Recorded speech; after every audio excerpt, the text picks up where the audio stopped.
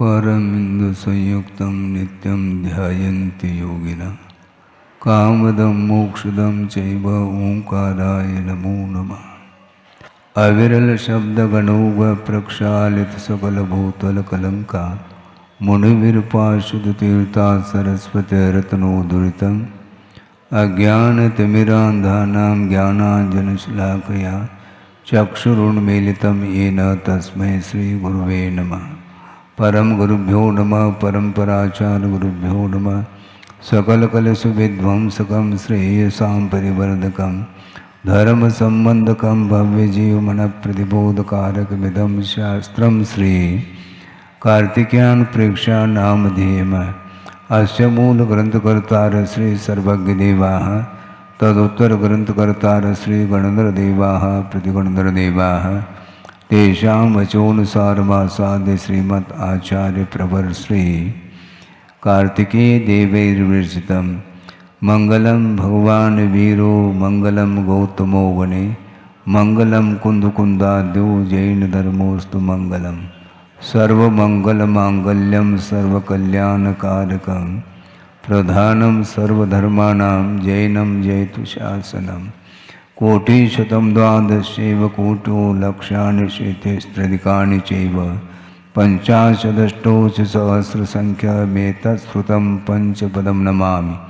अरहन्तभासयत्तं गणहरदेवेः गन्त्यं सम्मं प्रणमामि भक्तजुक्तो सुमनानमहो वयं शिरसा इच्छामि वन्ते सुधभक्ति कांसोकोदस्सालोचे अंगुवंगपेनय पाउडय परियम सुत्तपडमाणि वोगपोगय चूलिया चैव सुत्तत्तय तुयदम कायं सैनिचकलमंचे में पूजे में वंदामि नमंसामि दुःखको कमको भूलाओ सुगय गमनम समाय मरणम जनगुण संपत्ति होद मध्यम।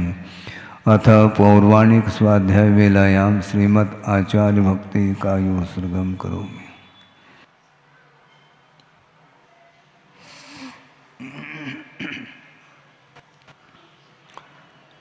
श्रुतजलधिपारगेभ्य स्वपरमत विभावना पटुमतिभ्य सुचरितपूर्णदेभ्यो नमो गुरुभ्यो गुणगुरुभ्य।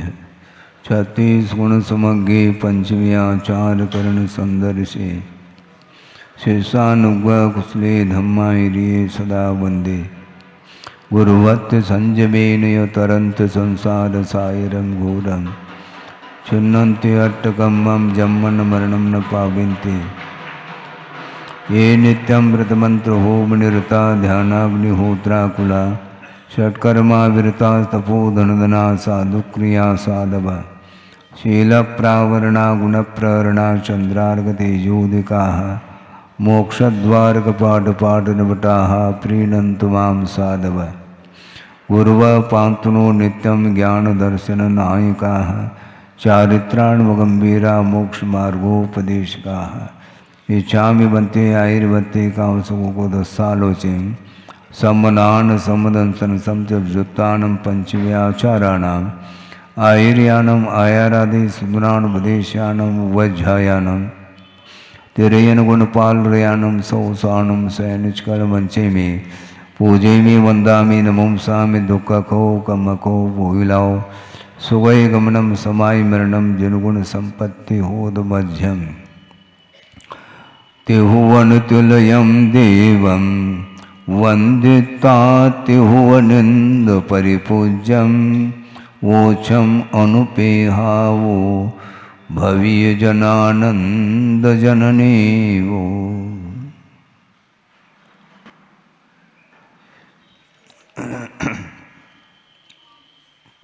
परे मोक्ष हेतु, यह मोक्ष के लिए हेतु।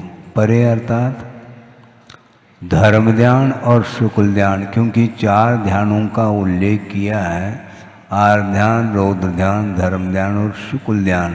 तो आगे के जो दो ध्यान हैं परे धर्म शुक्ले इत्यर्थ है। आगे के धर्म ध्यान और शुक्ल ध्यान ये मोक्ष हेतु कहा, ये मोक्ष के लिए हेतुभूत है।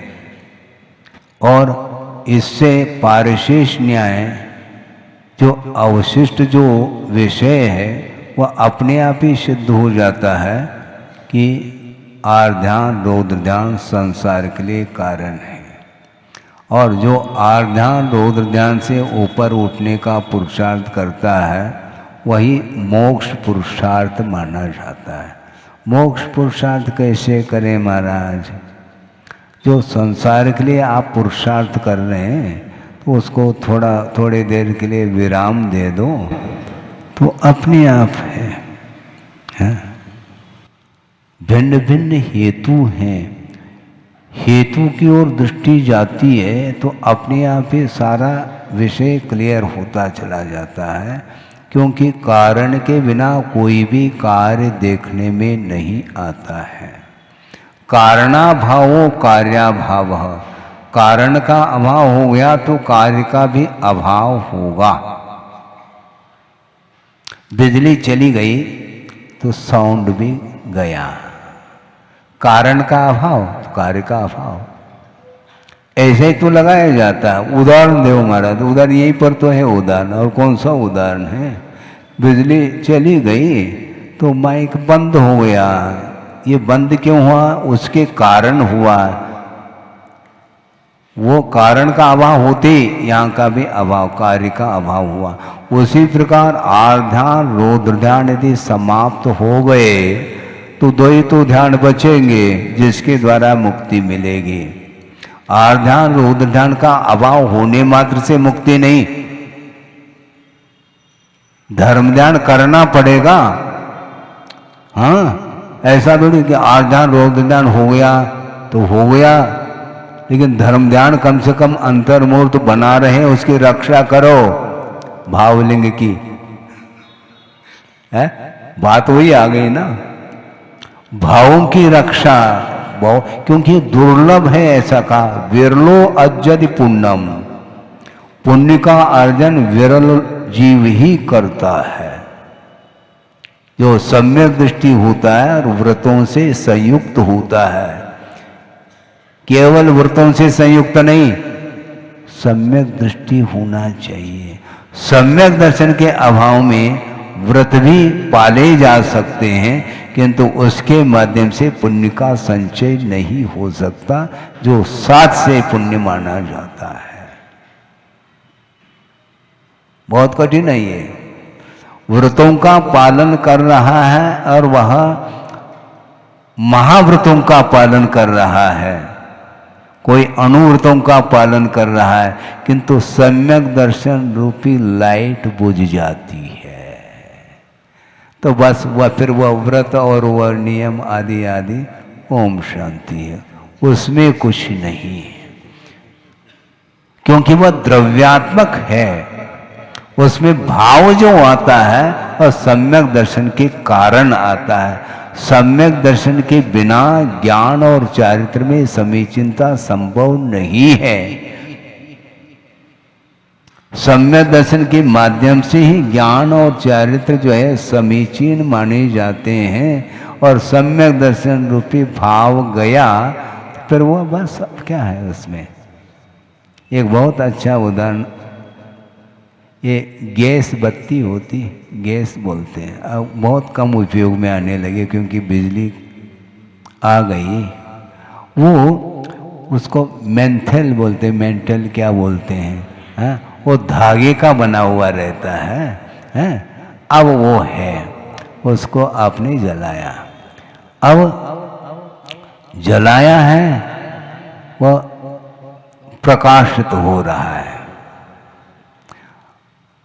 अब मान लो उसको बंद कर दें तो वह मेंटल तो बना रहता है, वही द्रव्य है, वही द्रव्य है। उस द्रव्य की रक्षा करो, क्योंकि उसी के आश्रित वह पुनः प्रकाश मिलने वाला है। उसी प्रकार ये द्रव्य है, और सम्यक दर्शन यदि है तो ज्ञान और चारित्र भी लाइटेड होंगे, नहीं है तो वह धागा मेंटल। बहुत अच्छा उदाहरण ध्यान आ गया समय पर। ये समझ में आ रहा है क्या? नहीं, बिल्कुल। भाव नहीं है तो द्रव्य का मूल्य नहीं है, पक्की बात। उसका क्या है, आप नोट गिन रहे हैं, ठीक है, वो नोट कब तक, जब तक चल रहे हैं तब तक भाव है उसका। तो नोट परिवर्तित हो गए, वो ईंधन के काम में है, क्योंकि वो द्रव्य रह गया, भाव उसमें रहा नहीं। दूसरा उदाहरण आ गया, ये बहुत अच्छा उदाहरण है। हाँ ठीक है, ले लो। क्यों, ये 100 का नोट, ये 10 का नोट, ये 1000 का नोट, अब ये चलन जब तक है तब तक समाप्त हो गया तो दूसरे नोट आएंगे, वो कचरा है, वो कागज है वो ओनली, क्योंकि वह द्रव्य है, भाव रहा नहीं, यानी उसका मूल्य, उसकी वैल्यू समाप्त हो गई।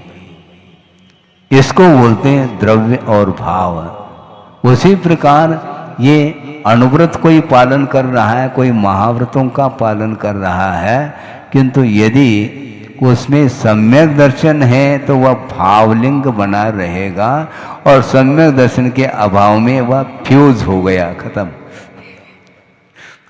अब क्या, कहाँ से क्या होगा, वो द्रव्य लेकर के करोगे क्या आप? हाँ, द्रव्य के बिना, लट्टू के बिना प्रकाश नहीं, किंतु लट्टू ही प्रकाश है, गलत बात है, ऐसा लट्टू नहीं होना चाहिए।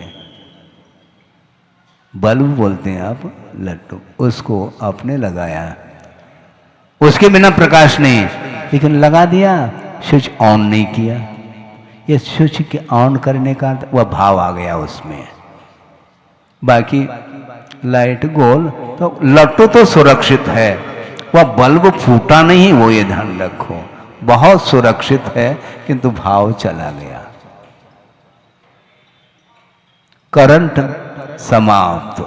तो सम्यक दर्शन रूपी करंट जब तक वह प्रवाहित रहेगा उस बल्ब में, द्रव्यलिंग में, तब तक वह प्रकाश मिलेगा, उसके माध्यम से संवर और निर्जरा होगी। नहीं है तो आप कितने भी कोशिश करो, एक मनुष्य की आयु पूर्व कोटि की है, आपको सुन करके विस्मय हो सकता है। ये आगम धौला आदि ग्रंथ में ये उल्लेख मिलता है, एक जीव की उम्र पूर्व कोटि की है, और उसने 8 साल अंतर्मुख के उपरांत निर्ग्रंथ लिंग को धारण कर लिया, जनलिंग को, और भावलिंग बन गया, उसका सम्यक दर्शन है तो भावलिंग हो गया, और अंतर्मूर्त रहा और सम्यक दर्शन समाप्त हो गया। वो 8 साल अंतर्मूर्त कम पूरे पूर्व कोटि तक द्रव्यलिंगी बना रहा, क्योंकि फ्यूज सम्यक दर्शन गोल हो गया। अब उसका क्या मूल्य है, और उतने दीर्घ काल तक जिनलिंग लेकर के बैठा है, इसके बाद में एक भी प्रकृति का संवर नहीं कर सकता, ये सिद्धांत है क्या नहीं? बिल्कुल ठीक है। इसको बोलते हैं भावलिंग कितना महत्वपूर्ण है। द्रव्यलिंग के बिना भावलिंग नहीं आ सकता, बिना बल्ब के करंट का प्रवाह कहाँ जा पाएगा, हमें बताओ। इसलिए बल्ब की आवश्यकता है, किंतु खाली बल्ब है, करंट बिजली नहीं है, तो फिर क्या करोगे? उसी प्रकार सम्यक दर्शन रूपी बिजली यदि नहीं है तो अनुव्रतों का पालन करो चाहे महाव्रतों का पालन करो, गुणस्थान बनेगा नहीं, और गुणस्थान का नाम ही भावलिंग कहा है। इससे और कौन सी सरल भाषा में हम व्याख्यान करें? आगम के अनुरूप है और उपयुक्त उदाहरण भी बैठ रहा है, दृष्टांत। इसके माध्यम से आप समझने का हमें प्रयास करना है, क्योंकि हालांकि निर्ग्रंथ लिंग को धारण करना भी दुर्लभ है। क्यों? क्योंकि मनुष्य गति में ही संभव है। देवगति में वैकृक शरीर है और अकाल में मरण भी नहीं होना है और सागरोपम आयु तक उसका जीवन चलेगा। इसके बाद भी द्रव्य लिंग नहीं। सम्यक दर्शन तो है लेकिन आधार भी तो चाहिए ना। द्रव्य लिंग नहीं वहां पर, यानी अनुव्रतों का, महाव्रतों का जो पालन करने के लिए जो आधार चाहिए वह मनुष्य का शरीर ही संभव है, उसके बिना नहीं। तो इसलिए वहां पर बिजली तो है, आधार नहीं, बल्ब नहीं। और यहां पर मान लो बल्ब भी मिल गया और सम्यक दर्शन यदि छूट गया तो बस फिर अंधेरा। पूर्व कोटि तक वह अनुव्रतों का अथवा महाव्रतों का पालन करता हुआ चला जा रहा है, यहाँ तक कि आगम के अनुरूप ही वह चर्या का पालन कर रहा है। इसके बाद भी सम्यक दर्शन का अभाव होने के कारण उसको मुक्ति नहीं मिलेगी, अथवा एक भी कर्म का संवर और एक भी कर्म की निर्जरा नहीं कर सकता। इसलिए सबसे महत्वपूर्ण यदि कोई वस्तु है तो सम्यक दर्शन है।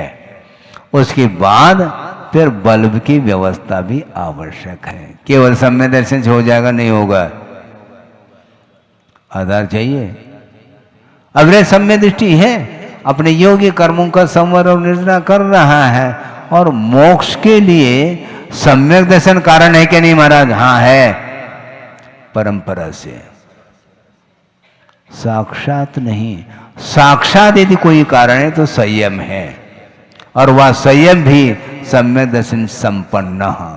सम्यक दर्शन से संपन्न जो संयम है वही मुक्ति के लिए कारण सिद्ध होता है। तो मैं ये कह रहा था, आर ध्यान, रौद्र ध्यान ये संसार के लिए कारण है, धर्म ध्यान और शुक्ल ध्यान ये मुक्ति के लिए कारण है। इतना स्पष्ट व्याख्यान जब आगम में किया है तो, और धर्म ध्यान का स्वरूप भी बताया है, उसके भेद भी बताए हैं।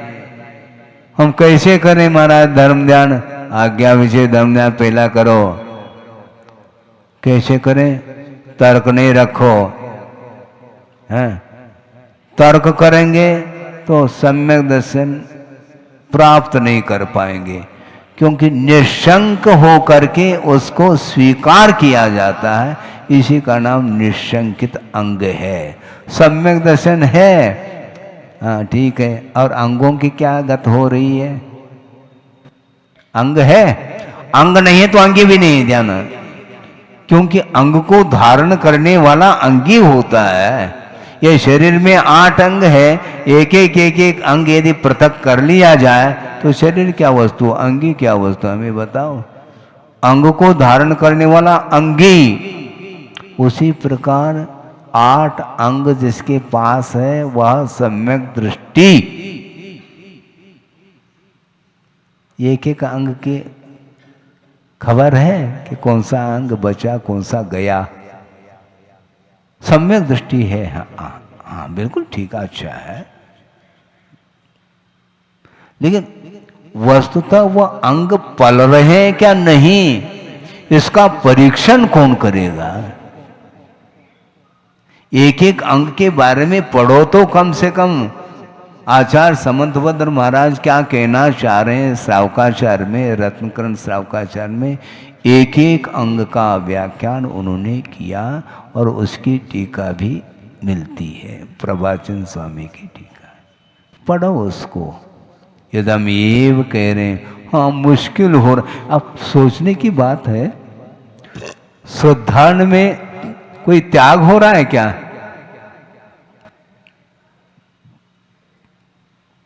अविरति है वो। इसका अर्थ वहां न स्थूल रूप से 5 पापों का त्याग किया, न सूक्ष्म रूप से, वो अविरति है, किंतु श्रद्धान है उसके पास।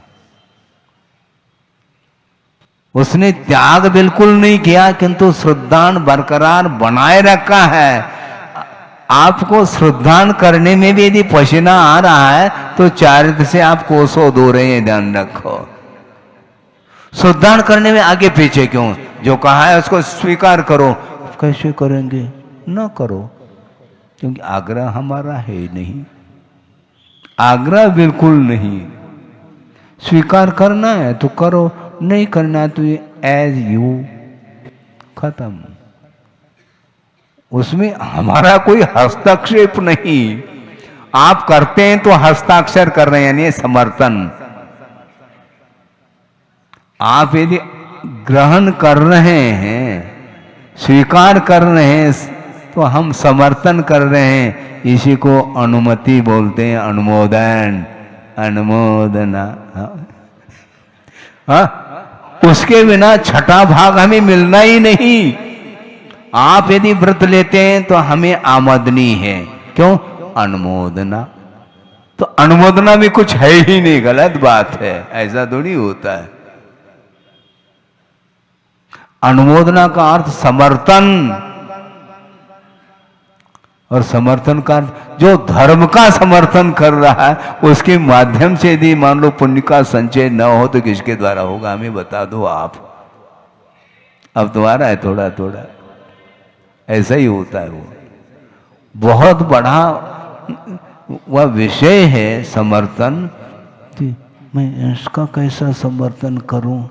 जो आगम का करूं ना समर्थन, है। हम यहां तक कहना चाहते हैं मेरा समर्थन मत करो, मेरा तेरा हम छोड़ देंगे, आगम का करो, आगम का करो समर्थन। उसमें हम कैसे करें तो तुम जानो। इससे ज्यादा क्या कहा जा सकता है? नहीं कहा जा सकता है। इसलिए धर्म ध्यान करना चाहो तो श्रद्धान होना अनिवार्य है, ऐसा कहा। आर ध्यान के साथ श्रद्धान का अभाव होता है, ऐसा नहीं कह रहा हूं, किंतु जिस समय आर ध्यान है उस समय धर्म ध्यान का अभाव है, ये कहा जा रहा है। दोनों पैरेलल नहीं चल सकते। आर ध्यान भी, रौद्र ध्यान भी, धर्म ध्यान भी और शुक्ल ध्यान भी संभव नहीं। एक कोई रहेगा, वन मैन शो। एक रहेगा, दूसरा नहीं रह सकता। दिन रहेगा तो रात नहीं, रात रहेगी तो दिन नहीं। दोनों एक साथ कैसे बन सकते हैं? नहीं बन सकते। उसी प्रकार आर ध्यान है, भले वह श्रमण भी क्यों ना हो, उस समय वह धर्म ध्यान नहीं कर सकता। एक साथ चलेंगे, संयम रह सकता, उसका भावलिंग भी रह सकता है, किंतु आर ध्यान के वक्त धर्म ध्यान संभव नहीं, ये कहा। नहीं तो एक साथ चारों मानना चाहो तो मान लो, ऐसा कहीं कहा है क्या? नहीं। प्रमथ संहिता नाम छठे गुणस्थान तक आर ध्यान की सीमा बताई है। और गुणस्थान छठा है क्या? नहीं। तो भावलिंग है क्या? नहीं है, बिल्कुल, तभी तो छठा गुणस्थान बनेगा। लेकिन उसमें मलिनता आ रही, ये कहा जा रहा है। गुणस्थान का अभाव नहीं, शुभोपयोग का अभाव नहीं, किंतु धर्म ध्यान का अभाव हुआ है वहां पर आर ध्यान के काल में। इसलिए आर ध्यान रौद्र ध्यान से जो ऊपर उठता है तो निश्चित रूप से उसकी गति आगे होती चली। आर ध्यान रौद्र ध्यान पतन के लिए कारण है, ये कम से कम श्रद्धान का तो विषय बने। इसके ऊपर भी श्रद्धान करो, सम्य दर्शन हो जाएगा। हाँ, यहां तक कहना चाहते हैं, आपको विकल्प हो सकता है, विस्मय हो सकता, होने दो एक क्षण के लिए। लेकिन आगम की बात कही जा रही है कि मिथ्यात्व के ऊपर श्रद्धान करने से भी सम्यक की उत्पत्ति। महाराज ये क्या हो गया है? आपको हो क्या गया है? उपास तो 10 बजे से चालू होना है, अभी से क्या हो गया आपको? मैं सही कह रहा हूं, आगम से कह रहा हूं, क्योंकि मिथ्यात्व रूप जो परिणाम है वह भी अपने आप में एक तत्व है, और उसका सही से ही श्रद्धान करना। मिथ्यात्व का जो स्वरूप है, जैसा स्वरूप है, उसके ऊपर उसी प्रकार श्रद्धान करने से ही सम्यक की उत्पत्ति होगी। क्योंकि आचार्यों ने लिखा है, यदि प्रत्यनीकानि भवंती भव पद्धति। सम्यक दर्शन, सम्यक ज्ञान, सम्यक चारित्र से जो प्रत्यनीक अर्थात विपरीत भाव है, जो मिथ्या दर्शन, मिथ्या ज्ञान, मिथ्या चारित्र, ये संसार के लिए कारण है। भव पद्धति ऐसा कहा, इसके ऊपर भी श्रद्धा करेंगे तो हमें सम्यक व्युत्पत्ति होगी। तत्व के ऊपर श्रद्धा करो, मोक्ष के ऊपर श्रद्धा करने से सम्यक उत्पत्ति हो, और संसार के ऊपर श्रद्धा करने से सम्यक की उत्पत्ति नहीं होगी। क्या होगी? क्योंकि संसार ही परिभ्रमण के लिए कारण है, संसार ही दुर्गति के लिए कारण है। आध्यान रोग ध्यान ही संसार के लिए कारण है, ऐसा श्रद्धा करना है। आध्यान के ऊपर श्रद्धा करो, रौद्र ध्यान के ऊपर श्रद्धा करो, उसका जो स्वरूप है, स्वरूप के ऊपर श्रद्धा किया जाता है, वही सम्यक ज्ञान माना जाता है। जहर के ऊपर भी श्रद्धा करना है, क्योंकि वह मृत्यु के लिए कारण है। पिया थोड़ी जा रहा है, लेकिन श्रद्धा तो करेंगे तभी तो उसको छोड़ पाएंगे हम। मिथ्यात्व के ऊपर श्रद्धा करोगे तभी तो मिथ्यात्व से ऊपर उठ पाओगे। इसलिए आर्ध्यान रोध ध्यान को गौण करके, समाप्त करके, सम्यक दर्शन के साथ व्रतों से जो युक्त होता है वह पुण्य का अर्जन करता। इस प्रकार के जीव विरल है। और साथ साथ ये भी कहा था, ओसम भावे सहिदो, उपशम भाव से जो सहित होता है वही पुण्य का संचय करता है। उग्र प्रकृति वाला गर्म दलदल में चला जाएगा। वो गर्म दल ठीक नहीं, उग्रता ठीक नहीं, और उग्रता का नाम ही रौद्र ध्यान है।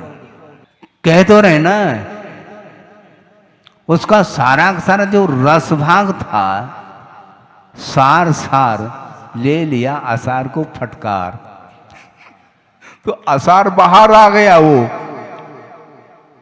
इसी को बोलते हैं द्रव्यलिंग। सम्यक दर्शन गया, वो कुछ खोखला है, वो उसमें कुछ नहीं बचा है। घड़ी के लिए बॉक्स दिया, घड़ी है ही नहीं, खाली बॉक्स, ओनली बॉक्स। इसमें घड़ी रखते थे, बस इतना बस स्मृति रह जाती है। उस बॉक्स से काम थोड़ी चलने वाला है। उससे क्या टाइम देखने में आएगा क्या? बॉक्स के द्वारा टाइम, बॉक्स को बांध लो, टाइम देखोगे? तो द्रव्यलिंग से क्या होना है, ऐसे ही होता है। इसलिए अपनी निंदा, अपनी प्रशंसा करने में, अपनी निंदा और अपनी गर्हा करने में जो लगा है वही पाप से बच सकता है और प्योर पुण्य का संचय करता है। इसलिए श्रवण को कोई विकल्प ही नहीं। कौन क्या कर रहा है, मुझे कौन क्या कह रहा है, उसे ध्यान ही नहीं उसको।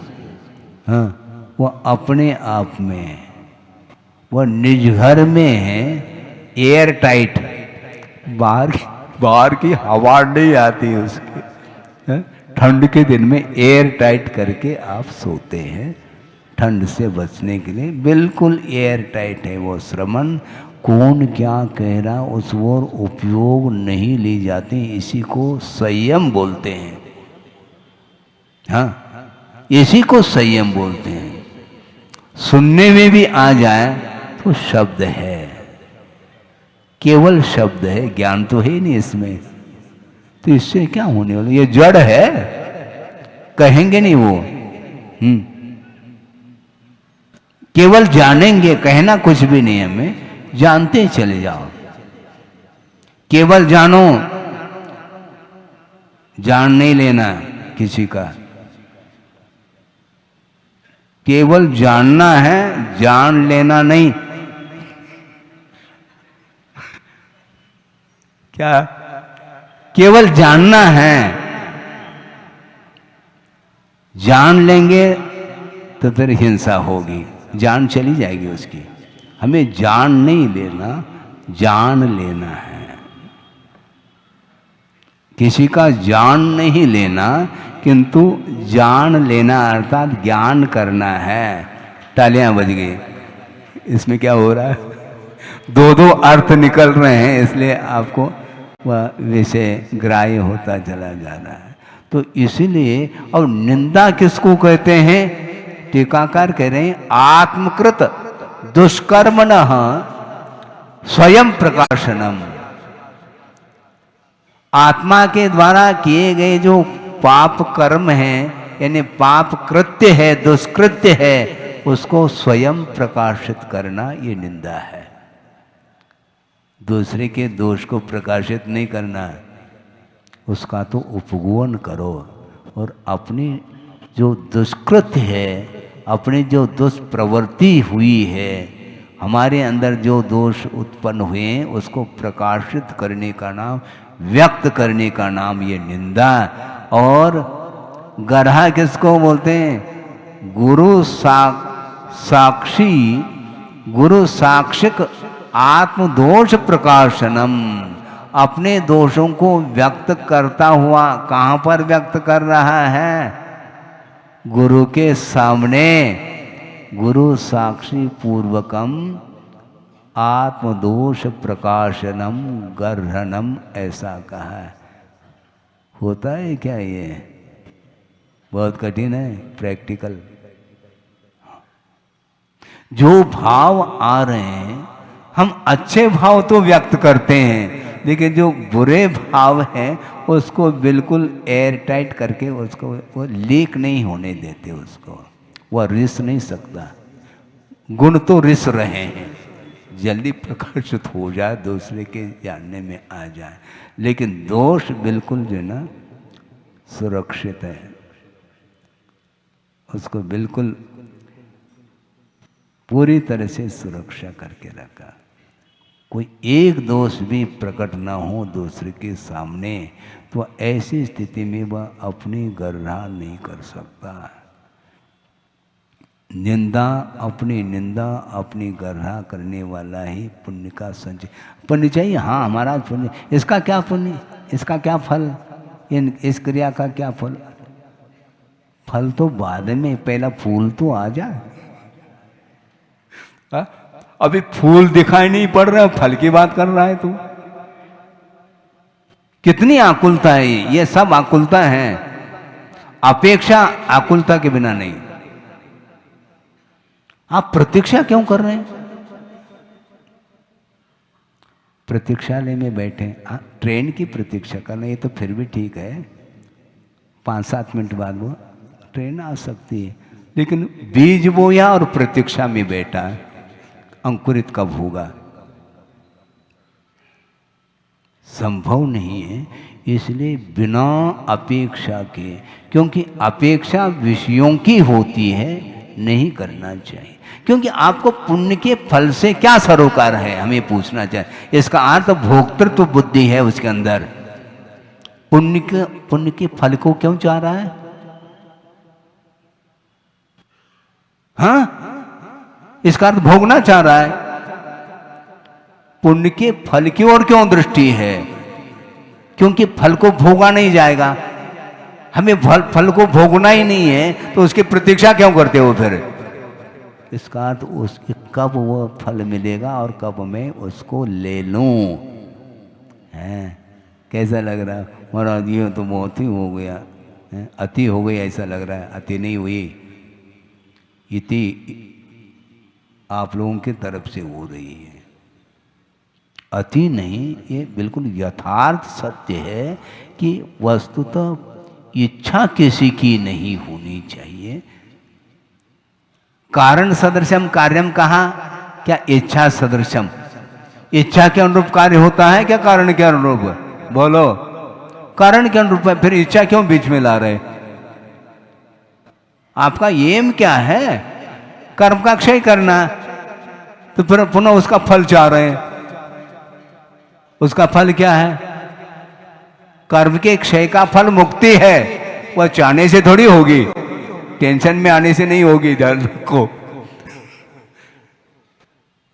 तनाव मुक्त होकर, क्योंकि तनाव मुक्त इसलिए होता है श्रमण, क्योंकि किसी बात की उसको इच्छा ही नहीं।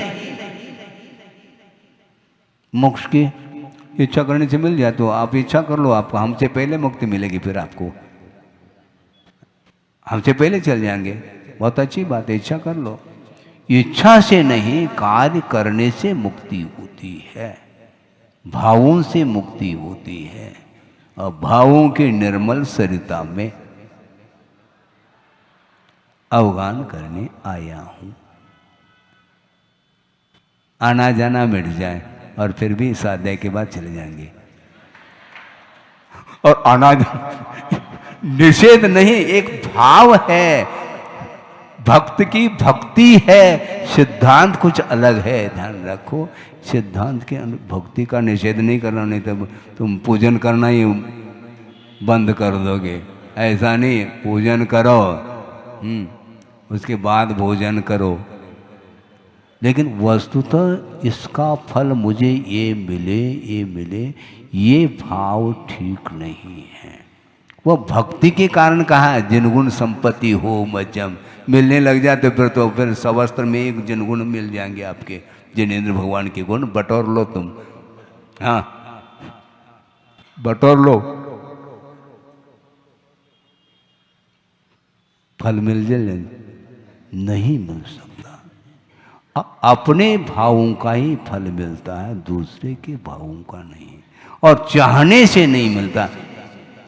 क्योंकि इधर तो शुक्ल निशा के लिए उदाहरण ये दिया जा रहा है, जब डाल से पक करके जब फल गिरता है तब वह ग्रहण करता है। गिरे गिरे गिरे ऐसा यदि मान लो भाव रखेगा तो कृष्ण लेशा में पहुंच जाएगा। वो आकुलता है और नहीं गिरता है, फिर पत्थर मारेगा, वो गिर नहीं रहा, क्योंकि शुक्ल लेशा से परिवर्तन आ गया। और अति आसक्ति आ गई, वह कुल्हाड़ी लेकर के वह पूरे पेड़ को ही काटने के लिए खड़ा हो जाता है। इसको बोलते हैं फल की इच्छा। मुझे कोई फल की, क्योंकि श्रद्धान है, कारण यदि समीचीन है, वस्तुतः निश्चित रूप से, ये निश्चित नियामक रूप से वह मुक्ति मिलेगी। यही तो विश्वास है। और विश्वास में फिर अपेक्षा क्यों रखते हो? विश्वास रखने वाला कभी अपेक्षा नहीं रख सकता है, लिख के रखो। विश्वास काय का फिर? यदमेव कहते चले जा रहे हैं और फिर अपेक्षा भी रख रहे हैं, क्या बात है? इसका अर्थ डाउट है। अपेक्षा नहीं, कोई अपेक्षा नहीं, पुण्य के फल की अपेक्षा नहीं। मोक्ष फल प्राप्त है, हाँ प्राप्त है। और चढ़ा क्या रहा है वो? कमल गट्टा, काली मिर्च चढ़ा रहा है। भैया तुम लाल मिर्च चढ़ाओ, कोई भी मिर्ची चढ़ाओ तुम, उससे होना कुछ नहीं। आप अपेक्षा क्या रख रहे हैं?